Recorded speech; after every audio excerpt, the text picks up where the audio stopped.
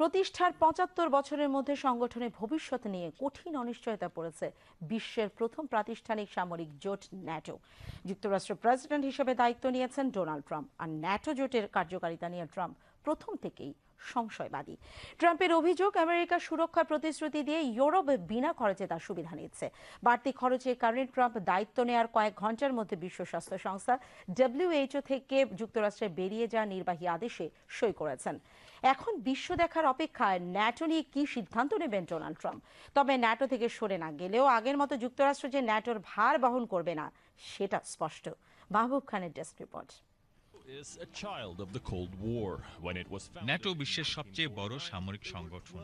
এর মূল উদ্দেশ্য ছিল সোভিয়েত ইউনিয়নের আগ্রাসনের বিরুদ্ধে ইউরোপের নিরাপত্তা নিশ্চিত করা।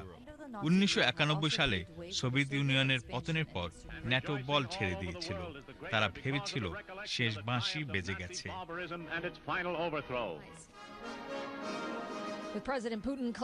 কিন্তু হ্যামিলনের বাঁশিওয়ালা হয়ে ফিরে এসে রাশিয়ার প্রেসিডেন্ট ভ্লাদিমির পুতিন বিশ্বের সমীকরণই খুব জটিল করে তুলেছেন।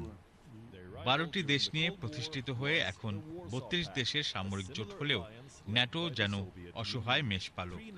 রাখাল হয়ে দায়িত্ব নিয়ে যাকে এগিয়ে যেতে হবে সেই মার্কিন প্রেসিডেন্ট ট্রাম্প ন্যাটোকে সুনজরে দেখছেন না। ট্রাম্পের অভিযোগ, আমেরিকা সুরক্ষার যে প্রতিশ্রুতি দিয়েছে ইউরোপ বিনা খরচে তার সুবিধা নিচ্ছে। ট্রাম্পের অভিযোগ মিথ্যে নয়।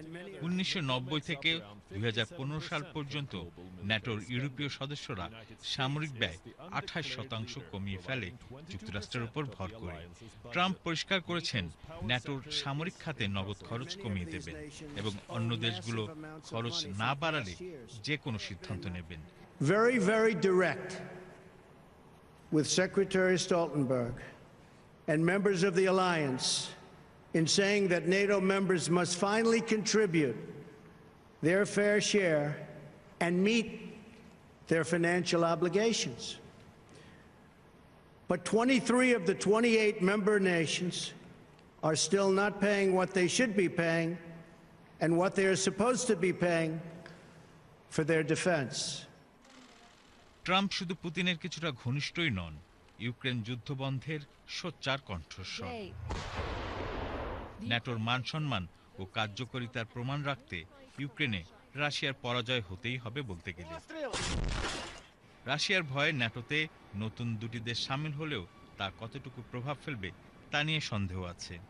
কারণ রাশিয়ার দিক থেকে আসা পারমাণবিক ও রাসায়নিক যুদ্ধের প্রচ্ছন্ন হুমকিতেই ন্যাটোর দেশগুলোর কণ্ঠ যেন বিকল হয়ে যায়। সামনে যাই বলুক, এই বিষয়ে কে কার পেছনে যাবে সেই প্রতিযোগিতা যেন সবার মাঝে। একদিকে যুক্তরাষ্ট্রের ছেড়ে যাওয়ার আতঙ্ক, অন্যদিকে অর্থনৈতিক জোট হলেও ব্রিক্সের একতা ন্যাটোর এতদিনের মরিলিপনায় চোখ রাঙাচ্ছে। ব্রিক্স এরই মধ্যে বিশ্বের ৪৫% জনসংখ্যার প্রতিনিধিত্ব করছে, যা ছোট করে দেখার সুযোগ নেই। জোটভুক্ত দেশগুলো নতুন বিশ্ব ব্যবস্থা দাঁড় করানোর নেতৃত্ব দিতে চাচ্ছে। এই অবস্থায় ন্যাটো আগের চেয়ে আরও শক্তিশালী ও একতাবদ্ধ হবার প্রত্যয় ব্যক্ত করলেও অনিশ্চয়তার হাতছানি এই সামরিক জোটের সামনে। to target Russia. Mahbub Khan, BTV news.